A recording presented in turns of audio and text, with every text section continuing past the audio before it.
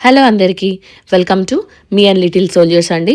ఈరోజు part 2 weekly meal preparation routine. Morning మొత్తం అన్నీ నానబెట్టి పెట్టాను కాబట్టి ఇప్పుడు అన్నీ కూడా మనము గ్రైండ్ చేసుకోవడము, అట్లనే నానబెట్టిన వాటిని ఎట్లయితే నేను సలాడ్స్ కోసం తీసి పెడతాను అన్నది కూడా కంప్లీట్ వీడియో చూపిస్తున్నా అండి.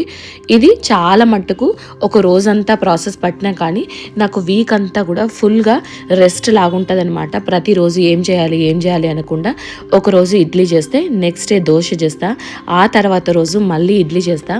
నేను నానబెట్టింది రాగి పిండికి, అట్లనే నార్మల్ దోశ పిండికి కాబట్టి అది ఆల్టర్నేట్గా చేసుకుంటా. ఒకరోజు చపాతీ, అట్లనే ఒకరోజు ఉప్మా, ఇట్లా అన్నీ అడ్జస్ట్ చేసుకుంటా అండి.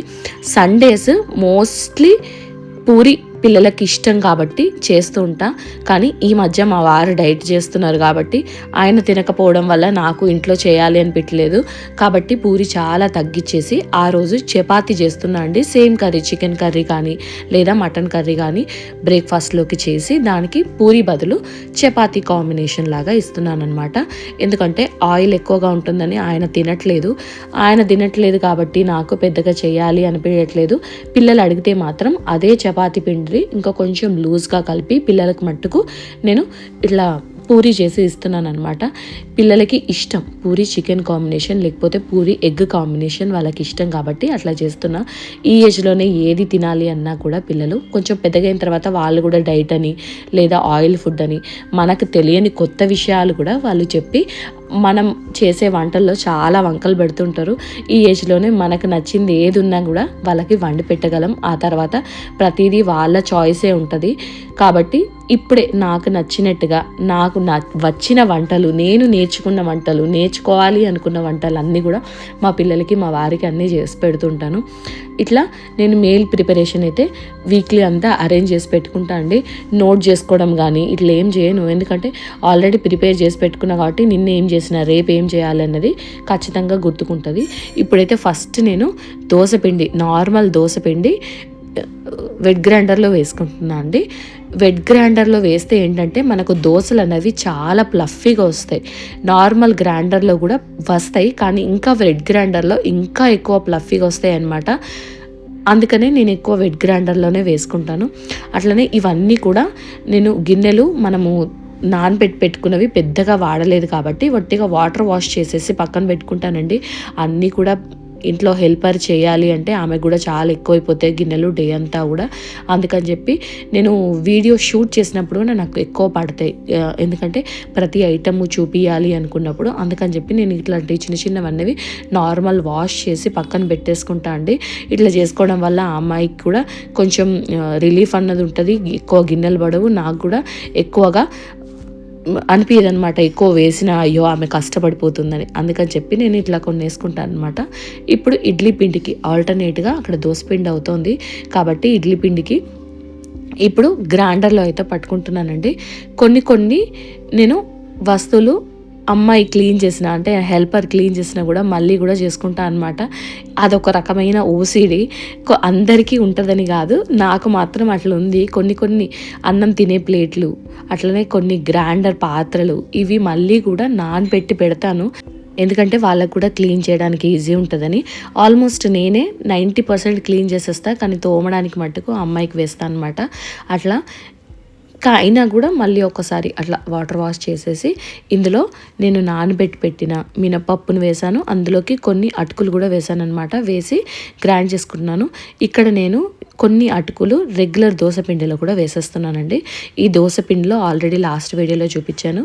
దంపుడు బియ్యము, బ్రౌన్ రైస్, మినపప్పు, కొంచెం మెంతులు, ఇవన్నీ కూడా వేసేసాను. మీరు ఒకవేళ ప్రాసెస్ అంతా కావాలనుకుంటే పార్ట్ 1 చూడండి, ఇక్కడ కింద డిస్క్రిప్షన్లో లింక్ కూడా ఇస్తాను.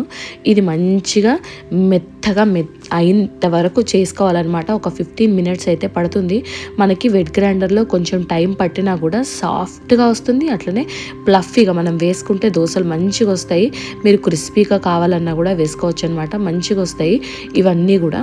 అందుకని నేను ఇట్లా వేసుకుంటాను. కొంచెం క్లీనింగ్ అన్నది మనము వెంటనే చేసుకుంటే ఈ వెట్ గ్రైండర్కి మంచిగా ఉంటుందండి.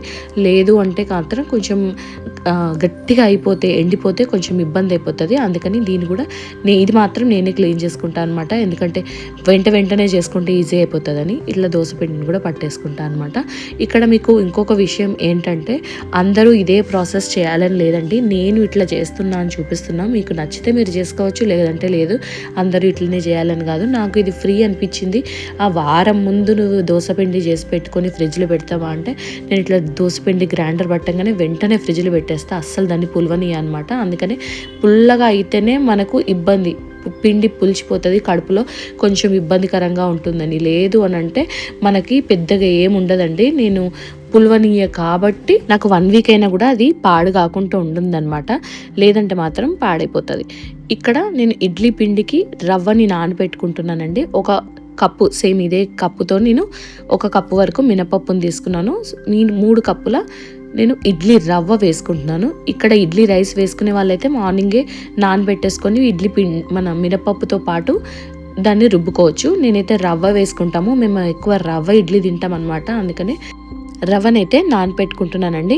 మార్నింగే చాలామంది కూడా మినప్పప్పు నానబెట్టినప్పుడే ఈ ఇడ్లీ రవ్వ కూడా నానబెడతారు. కానీ నేనైతే ఈవినింగే మనం మినప్పప్పు పట్టుకుంటప్పుడే దీన్ని కడిగేసి అందులో వేసి పెడతానమాట. బాగా పుల్లగా అయితే మా వారు అస్సలు తినరు.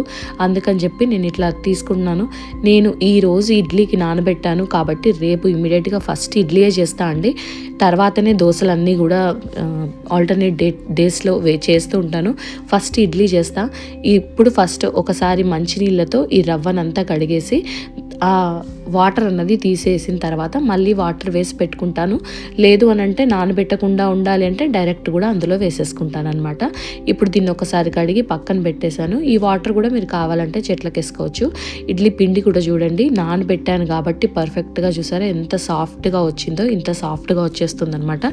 ఇప్పుడు ఈ ఇడ్లీ మినప్పప్పుని ఆ ఇడ్లీ రవ్వ 2 కూడా కలిపేసి రెండింటిని ఒక దాంట్లోనే వేసేసుకొని కలిపేసిన తర్వాత మళ్ళీ పక్కన పెట్టేసి రాత్రంతా పులియడానికి పెడతాను. మినిమం 8 గంటలు అయితే పులవడానికి ఉంచుకోవాలండి. అంతకన్నా తక్కువ అయితే ఇడ్లీలు గట్టిగా వస్తాయి. మనకు పులవకపోతే ఇడ్లీ ఎప్పుడు కూడా బాగా రాదు. మనము మద్రాస్ ఇడ్లీ అదే అండి, ఇడ్లీ బియ్యం ఉంటాయి కదా, ఆ ఇడ్లీ రైస్తో చేసుకునే ఇడ్లీ అయినా కూడా కాస్త అయినా పులవాలి, అప్పుడే మంచిగా వస్తాయి. లేదంటే మెత్తగా వచ్చేసి పిండిగా ఉంటాయి అన్నమాట. అట్లా కాకుండా ఉండాలంటే ఇడ్లీ కంపల్సరీ పిండి పులవాలి. హోటల్స్లో ఏంటంటే కొన్నిసార్లు వాళ్ళు సోడా వేస్తూ ఉంటారు. కానీ మనం ఇంట్లో చేసుకున్నప్పుడు కొంచెం పులిస్తేనే అందులోకి ఈ పులిచే పిండిలన్నీ కూడా ప్రీబయాటిక్ లాగా పనిచేస్తాయి అన్నమాట. అందుకని కాస్త పులవనిస్తాను. ఇలా ఈ ఇడ్లీ పిండి పులిచిన తర్వాత మనము వేసుకోవచ్చు. దోశ పిండి మాత్రం నేను ఎక్కువ పులవనివ్వను. ఎట్లయినా వారం వరకు ఉంటాయి కాబట్టి అది ఆటోమేటిక్గా పులిసిపోతుంది. ఆ లాస్ట్ డే వరకు కూడా ఇట్లా నేను వీక్లీ ప్రిపేర్ చేసుకుంటానమాట. ఇప్పుడైతే ఇడ్లీ పిండి అన్నది రెడీ అయిపోయింది. దీన్ని పక్కన పెట్టేస్తాను. పక్కన పెట్టేసి నెక్స్ట్ రాగులు సజ్జలు వేసి కూడా నేను ఇక్కడ దోసపిండికి నానబెట్టాను కదండి, దాన్ని 1-2 సార్లు కడిగేసి వాటర్ని తీసేసి దాన్ని కూడా రెడీగా పెట్టుకుంటాను అనమాట. ఇట్లా అన్నీ అరేంజ్ చేసుకుంటూ పెట్టుకోవడం అన్నది కొంచెం ప్లాన్డ్గానే చేసుకోవాలి. ఒకదాని తర్వాత ఒకటి టైం అడ్జస్ట్మెంట్ అన్నది చాలా ఇంపార్టెంట్ వీటికి.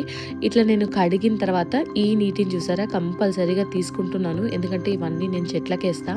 ఏదో ఒక రోజు మా ఇంట్లో పెంచే మనీ ప్లాంట్ని మీకు చూపిస్తా అండి. అప్పుడు మీకే తెలుస్తుంది నేను ఎంత జాగ్రత్తగా ఇవన్నీ స్టోర్ చేసి చెట్లకి ఇస్తున్నాను, చెట్ల గ్రోత్ ఎట్లా ఉంది అన్నది కూడా క్లియర్గా చూపిస్తానండి. ఈ వాటర్ నిజంగా మంచి బూస్టర్ అనమాట. చెట్లకి ఎంత మంచిదో అంత హెల్దీ వాటర్ అనమాట. వీటిని చెట్లకి వేయడం వల్ల మంచిగా పెరుగుతుంటాయి. ఇక్కడైతే మనకి దోసపిండి రెగ్యులర్గా వేసుకునే దోసపిండి అయితే రెడీ అయిపోయిందండి ఆల్మోస్ట్ కూడా. ఇది కూడా ఎంత సాఫ్ట్గా పట్టేసుకున్నా అన్నది చూపిస్తానండి. ఈ క్లియర్గా మనకి ఇది పర్ఫెక్ట్గా అయింది అనుకున్నప్పుడు మాత్రమే మనం దీన్ని తీసుకోవాలి. చూడండి ఎంత పర్ఫెక్ట్గా స్మూత్గా ఎక్కడ కూడా రవ్వ అన్నది తలగకుండా ఉండాలి. ఎందుకంటే ఇక్కడ నేను వాడింది నార్మల్ రైస్ కాదు, బ్రౌన్ రైస్. అందులోకి దంపుడు బియ్యం కూడా 2 కప్పులు వాడాను. కాబట్టి నార్మల్ రైస్ అంటే రేషన్ బియ్యం కంటే కూడా దంపుడు బియ్యం అయినా బ్రౌన్ రైస్ అయినా కొంచెం దంగడానికి ఎక్కువ టైం పడుతుంది. అందులోకి అవి పర్ఫెక్ట్గా నానితేనే మనకు అవి కరెక్ట్గా వస్తాయండి. లేదనుకో హార్డ్గా వస్తుంది, రవ్వ రవ్వ వస్తుంది అనమాట. దోశ పంటి కింద తగులుతూ వస్తుంది. అట్లా రాకుండా ఉండడానికి ఎక్కువసేపు దీన్ని రుబ్బుకోవాల్సి వస్తుంది. నార్మల్గా మనం రేషన్ బియ్యం వాడితే మాత్రం రెగ్యులర్ టైమింగ్లోనే అయిపోతుంది అనమాట. అంతే. ఇక్కడ నేనైతే మళ్ళీ వాడతాను కాబట్టి ఈ రాళ్ళకున్న పిండిని తీసి ఒక ప్లేట్లో ఈ రాళ్ళు అనేది పెట్టుకొని ఈ పిండి అంతా కూడా ఇందులో వేసుకుంటున్నానండి. ఇప్పుడు మళ్ళీ కూడా దీన్ని బ్యాక్ పెట్టేస్తాను, ఎందుకంటే మనం ఆల్రెడీ వాడింది రెగ్యులర్ పిండికి కాబట్టి ఇందులోనే రాగులు సజ్జలు వేసినా కూడా ఏం పర్వాలేదు. దీంట్లో నేను 95% పిండి అంతా ఆల్రెడీ తీసేసాను. ఇప్పుడు మళ్ళీ దీన్ని బ్యాక్ పెట్టేసుకొని అరేంజ్ చేసేసుకొని మన రాగులు సజ్జలు వేసుకుంటున్నాను. ఇవన్నీ వేసుకొని దాన్ని కూడా ఒక 15 minutes ఇట్లా రుబ్బుకుంటానండి. ఈ పిండికి ఆ పిండికి మధ్యలో ఒక 10 to 15 minutes గ్యాప్ వదిలిపెట్టాలండి, ఎందుకంటే వెట్ గ్రైండర్ హీట్ అయిపోతుంది కదా. అట్లా గ్యాప్ ఇచ్చి ఆ తర్వాత నేను మళ్ళీ ఆన్ చేసుకోవాలి. అట్లా చేసుకుంటూ ఉంటే మనకి వెట్ గ్రైండర్ కూడా పాడవకుండా ఉంటుంది. ఇప్పుడు నేను వీటన్నిటిని కూడా అందులో వేసుకుంటున్నాను. సింపుల్ పనులే, కానీ చిన్న చిన్న చిట్కాలు ఉపయోగించి చేస్తే మన వీక్ అంతా ఫ్రీ అయిపోతుంది అనమాట. ఇందులో సరిపడన్ని వాటర్ వేసుకుని మూత పెట్టేశాను. ఇది ఇంకా తిరుగుతూనే ఉంటుంది. ఇంకా నెక్స్ట్ మన పని మనం చేసుకోవచ్చు. ఇప్పుడు మార్నింగ్ నేను పెసర్లు నానబెట్టానండి సలాడ్స్లోకి. ఆ పెసర్లు కూడా పర్ఫెక్ట్గా నానాయి అనమాట. దీన్ని కూడా ఒకసారి కడిగేసి ఇందులో ఉన్న వాటర్ని అంతా స్టెయిన్ చేసుకోవాలి. ఈ వాటర్ స్టెయిన్ అయిన తర్వాత దీన్ని అయితే ఒక క్లాత్లో పెట్టుకుంటానండి. నేను ఈ గిన్నె అన్నది నేను పన్నీర్ తయారు చేయడం కోసం అని చెప్పి కొన్ని సంవత్సరాల క్రితం కొన్నా, కానీ దీన్ని నేను పన్నీర్ చేసిన దానికంటే కూడా ఇట్లా స్ప్రౌట్స్ చేయడానికే ఎక్కువగా వాడుతున్నానండి. స్ప్రౌట్స్ చాలా బాగా అవుతాయి అన్నమాట. దీంట్లో ఇది వేసేసి ఇందులో కన్నాలు ఉన్నాయి కాబట్టి దాని త్రూ ఎయిర్ వచ్చేస్తుంది. అట్లనే ఈ మస్లిన్ క్లాత్లో వేసాం కాబట్టి ఈజీగా మంచిగా వస్తాయి అన్నమాట. ఈ పెసర్లు అన్నవి కంప్లీట్గా డైట్లో రెగ్యులర్గా నేను యాడ్ చేస్తూ ఉంటాను అండి. సలాడ్స్ చేసినప్పుడు కొంచెం లైట్గా ఆలివ్ ఆయిల్ వేసేసి ఫ్రై చేసి ఇస్తుంటాను. నా కొడుకుకు ఇష్టమే, మా వారికి ఇష్టమే. పాప చాలా తక్కువ తింటుంది కాబట్టి తనకి రేర్గా ఇస్తుంటాను అనమాట. ఎప్పుడన్నా పప్పలు అనుకుంటా తింటుంది, అంతేగాని బాబును మా వారికి చాలా ఇష్టము. కొంచెం సాల్ట్ పెసర్లు అట్లనే మనం ఆ రోజు ఏమైతే సలాడ్లోకి యాడ్ చేసుకుంటామో అవి కూడా లైట్గా అట్లా రోస్ట్ చేసేస్తా అనమాట. అందుకని కొంచెం ప్రిపరేషన్ చేసి పెట్టుకుంటాను. మిగతావి కూడా యాడ్ చేస్తాను కాబట్టి ఇవి ఈ మాత్రం సరిపోతాయి. ఎక్కువ పెట్టుకొని మళ్ళీ నెక్స్ట్ వీక్ వరకు ఉంచుకుంటే ఎక్కువ మొలకలు వస్తాయి, కొంచెం చేదు వస్తాయి. అందుకని కొంచెం వచ్చేలాగానే చూసుకుంటాను అనమాట. అట్లనే ఇవి కాబూలీ చనా, ఇవి మాత్రం 2 times వచ్చేయన్ని మాత్రమే నేను పెట్టుకున్నానండి. మార్నింగ్ నానబెట్టాను కాబట్టి ఈవినింగ్ తీసి ఇట్లా వాటర్ కొంచెం పోయేలాగా చూసుకొని ఆ తర్వాత వీటిని ఇంకొక గిన్నెలో పెట్టేసుకుంటాను. దోశ పిండి చేసింది చూసి ఆల్రెడీ పిల్లలు గోల చేస్తున్నారు, డిన్నర్కి మాకు దోశలే కావాలి అని. అందుకని చెప్పి దోశ పిండి తీస్తున్నానండి. ఇందులో నుంచి కొంచెం తీసేసి లైట్గా సాల్ట్ వేసేసి దోశలు అయితే వేసాను. ఇట్లా కూడా దోశలు వేసుకోవచ్చు, కానీ ఏంటంటే కొంచెం మెత్తగా వస్తూ ఉంటాయి, బాగా క్రిస్పీగా రావన్నమాట. నాని మంచిగా పులిస్తేనే మనకు దోశలు క్రిస్పీగా వస్తాయి, అట్లనే టేస్టీగా కూడా వస్తాయి. కొంచెం సాల్ట్ వేసుకుంటా. కొంతమంది ఏంటంటే ఇక్కడనే ఎక్కువగా పులవడానికి అని చెప్పి ఈనో కానీ లేదా వంట సోడా కానీ వేస్తారు. నేను అవి ఎవ్వి కూడా వేయనండి. ఏది వేసినా కూడా మనకు పిల్లలకి హెల్దీగా ఉండడానికి మాత్రమే మనం చూసుకోవాలి. ఈ అన్హెల్దీ ఫుడ్ ఎంతైనా సోడా గ్యాస్ ట్రబుల్ క్రియేట్ చేస్తుంది. ఈనో ఉన్నది గ్యాస్ లేకుండా అంటే మనకు పట్టినప్పుడు తాగుతుంటాం, కానీ ఇట్లాంటి వంటల్లో వేయడం నాకు పెద్దగా నచ్చదు, అందుకే నేను వేయలేదు. ఇప్పుడు ఇట్లా కూడా మనం వేసుకోవచ్చు. రవ్వ దోశ కాసేపు ఇట్లా నానబెట్టి వేస్తాం కాబట్టి సేమ్ ఇదే అండి, అంతే. ఆల్మోస్ట్ ఇది కూడా కొంచెం సేపు నానింది కాబట్టి సరిపోతుంది అని చెప్పి నేను ఇట్లా దోశలు వేస్తా. ఇక్కడ ఆల్రెడీ నేను క్యాస్ట్ ఐరన్ ప్యాన్ సీజనింగ్ చేసి పెట్టుకుంటా ఎప్పటికప్పుడు, కాబట్టి దోశలు నాకు అతకకుండా చాలా చక్కగా వస్తాయి. దానిపైన కొంచెం నెయ్యి రాసి దాన్ని ఇట్లా ఉల్లిపాయతో పెనమంతా రుద్దేసి నేను దోశలు అయితే వేసేసానండి. ఎక్కువగా దోశలన్నీ కూడా నేను నెయ్యితోనే వేస్తాను. మా వారికి లైట్గా నెయ్యి వేస్తే పిల్లలకు కొంచెం నెయ్యి ఎక్కువగానే వేసి మంచిగా దోశలు అయితే వేస్తానండి. ఈ దోశ ప్యాన్ సీజనింగ్ ఎట్లా చేయాలి అన్నది మీకు కావాలి అనుకుంటే మీరు క్యాస్ట్ ఐరన్ ప్యాన్ సీజనింగ్స్ అని చిన్న కమెంట్ అయితే చేయండి. నేను ఆ కమెంట్కి తగ్గట్టుగా మీకు ఆ వీడియో కూడా చేసి పెడతాను, సీజనింగ్ అన్నది ఎట్లా చేయాలి అని చెప్పి. ఇప్పుడు ఇదైతే రాగి దోశ పిండి అండి, చూడండి ఎంత పర్ఫెక్ట్గా ఇది అయింది అని. ఇప్పుడు దీన్ని కూడా ఓపెన్ చేసేసి మనము కంప్లీట్గా ఒక గిన్నెలోకి మార్చేసుకుందాము. దీన్ని గిన్నెలోకి మార్చిన తర్వాత నేను ఇమీడియట్గా ఫ్రిడ్జ్లో పెట్టేస్తానండి. ఇది రాగులు సజ్జలు అన్నీ వేసాం కాబట్టి ఇది తొందరగా పులుస్తుంది ఎక్కువగా, అందుకని చెప్పి ఇమీడియట్గా నేను దీనికి మూత పెట్టేసి లోపలైతే పెట్టేశాను అనమాట. ఇది ఇప్పుడు ఈ గిన్నెని క్లీన్ చేసుకోవడమే అన్నిటికంటే పెద్ద టాస్క్. అది చాలా వెయిట్ ఉంటుంది చూసారా. డైరెక్ట్గా నేను ఫ్రిడ్జ్లో అయితే పెట్టేస్తాను, ఎక్కువసేపు ఆపలేదు. ఈ దోసపిండిని కూడా ఫ్రిడ్జ్లో పెట్టేస్తున్నా, ఎందుకంటే నెక్స్ట్ డే నేను ఇడ్లీ చేస్తా కాబట్టి ఆ నెక్స్ట్ డేకి మనము ఇక్కడ నార్మల్ దోశ చేసుకుంటాను, అందుకని చెప్పి అది కూడా ఫ్రిడ్జ్లో పెట్టేశానండి. ముందు దోశలు వేసే ఒక అరగంట ముందు ఇట్లా తీసి బయట పెట్టేసుకుంటా. ఆల్రెడీ కొంచెం పులుస్తుంది, అయినా కానీ పర్ఫెక్ట్గా వస్తాయి దోశలు. అట్లనే కాబూలీ చెనై కూడా గిన్నెలో ఇంకొక గిన్నెలోకి మార్చేసుకొని దాన్ని కూడా నేను ఫ్రిడ్జ్లో పెట్టేశానండి. అట్లనే ఏవేవి వస్తువులు అన్నీ క్లీనింగ్కి కావాలో అవన్నీ క్లీనింగ్కి నేను మా హౌస్ హెల్పర్కి ఇచ్చేసి మిగతా వస్తువులన్నీ కూడా ఇంట్లో నేను కిచెన్ అంతా డైలీ నైట్ కంప్లీట్గా క్లీన్ చేసుకుంటా అండి. ఇట్లా క్లీన్ చేసుకుంటే నాకు మార్నింగ్ 5:30కి నేను లేస్తాను అనమాట, ఎందుకంటే పిల్లలకి లంచ్ బాక్సెస్ అన్ని ప్రిపేర్ చేయాలి కాబట్టి. అట్లా ప్రిపేర్ చేయడం కోసం అంతా నేను కిచెన్ రెడీ చేసి పెట్టుకుంటేనే మార్నింగ్ నాకు పని అన్నది ఈజీ అయిపోతుందండి.